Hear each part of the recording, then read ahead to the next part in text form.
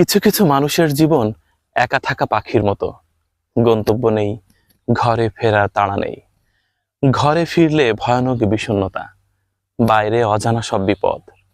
গোধূলি হয়ে আসছে, তবু ঘরে ফিরতে মন চাইছে না। আমার পেছনে যে পাখিটি দেখছেন, এরকম অসংখ্য মানুষের জীবন একা থাকা পাখির মতো। মনে পড়ছে হুমায়ুন আহমেদ স্যারের লেখা সেই বিখ্যাত উপন্যাসের কথা, পাখি আমার একলা পাখি। কিংবা শিরোনামহীন ব্যান্ডের সেই বিখ্যাত গানটির কথা মনে আছে? একা পাখি বসে আছে শহুরে দেওয়ালে, শীষ দিয়ে গান গাই ধূসর খেয়ালে। আহা, কত মানুষের জীবন এরকম। ঘরে ফিরবে কার জন্য? দরজার ওপাশ থেকে অপেক্ষা করার মানুষটি নেই। এ কারণেই বিখ্যাত সেই কবিতাও রচিত হয়েছিল।